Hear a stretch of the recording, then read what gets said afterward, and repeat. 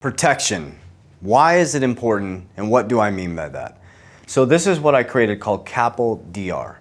This is my strategy that I created to number one, beat inflation, to number two, protect my family, and to number three, create a legacy. What we're gonna be focusing on today is protection. Now on my channel, I'm peeling back the curtain, no gatekeeping. I'm gonna share with you how I use these tools, why I use these tools, okay? So everything I share is things I'm actually doing. So on my channel, we've talked about cash flow.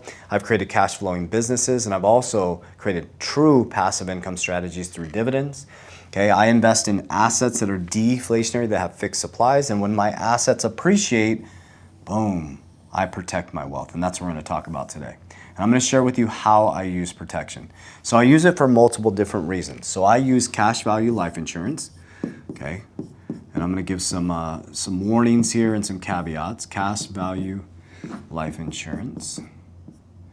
I'm just gonna put INS, okay? Insurance. So I use cash value life insurance, okay? So cash value life insurance, you know, when you Google it or you talk to somebody about it, what's the first thing that you hear? It's a fraud, it's a scam. This is why. Number one is the agents aren't setting them up properly. Number two is the client is not being taught how to fund these properly. They are cash value life insurance, okay? They are not retirement policies. You can access them tax-free at the end of your life for retirement because of tax code 7702A, but they have cost of insurance, okay?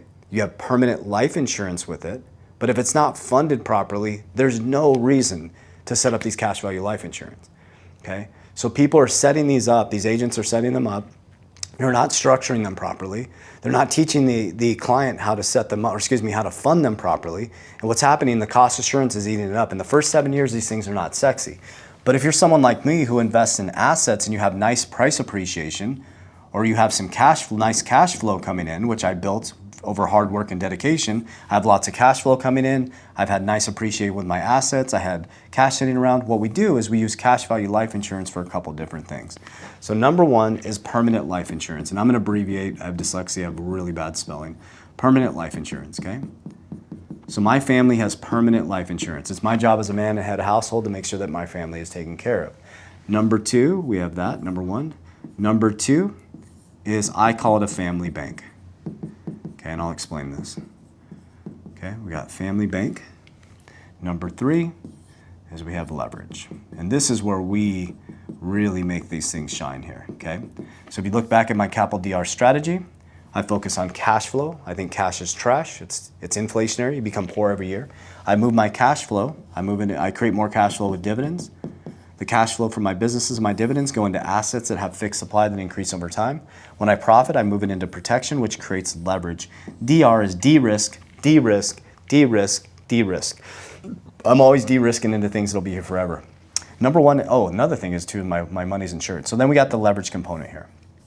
Okay, and also number four, protection. My money is insured. Okay, they teach you how to insure your house. They teach you how to insure your car. You guys all insure your cell phone, you insure your life, but people don't insure their wealth, okay? I have principal protection, okay? So imagine if I pulled 300,000 out of crypto, okay? And based on a properly set up policy, based on my paradigm, if I put $300,000 into life insurance, that principal is guaranteed. Doesn't matter what happens with the market. The market comes collapsing down, my principal is guaranteed. But the beauty is this right here.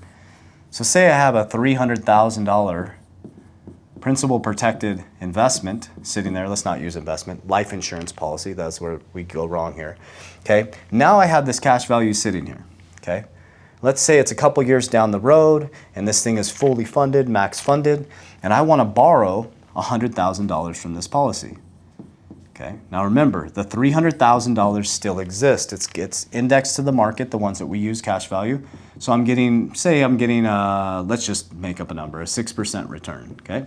So I got a 6% return on the $300,000, and I borrow tax-free because of tax code 7702A, okay? That's a tax code, it's not an insurance policy. It's a tax code that allows me to access money tax-free from an insurance policy. If I borrow from the insurance company and say they give me a rate of 5%, that's my hurdle rate. Okay, so now that 300,000 still exists, and if I'm borrowed at 5, I'm still making 1% on the $100,000. Okay, because that money still exists within the policy. Now, I have a loan at 5% that comes out tax-free, and now I have $100,000. Now remember, I'm always making more with my money.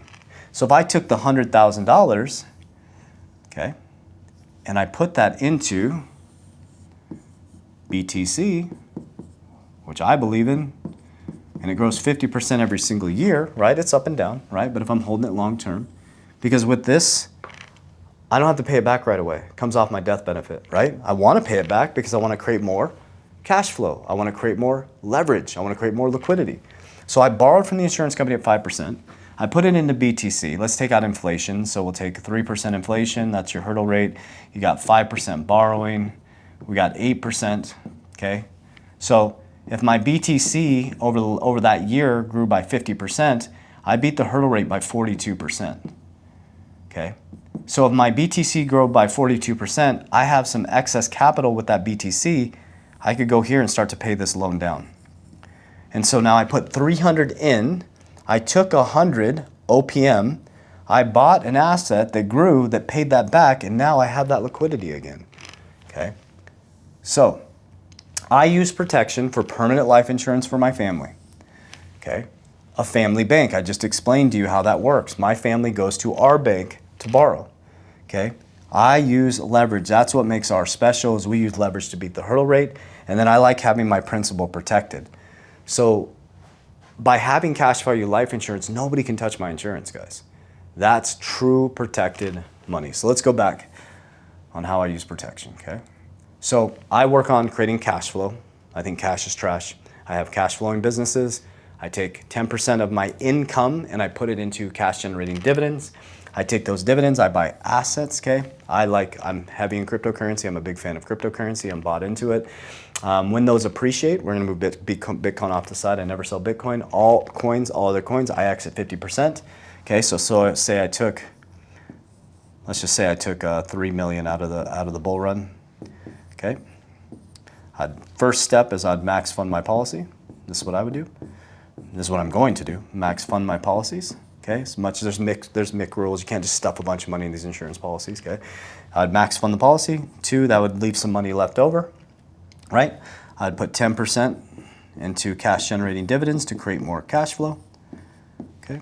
Money on the sidelines, I would either put back into BTC to grow 50% every year, okay? Or I would put into a stable coin to earn some interest, okay? My money's always working to get some interest, right?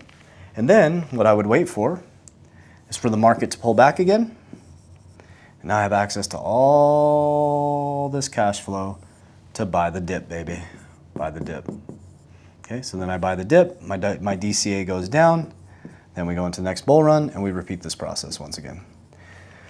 That's why it's called currency. Currency. It needs to move through the system because that's what banks are doing, guys. This is all banks are doing. You put $1 million into a bank. Okay. You're like, oh, they're giving me 0.1%. Fantastic.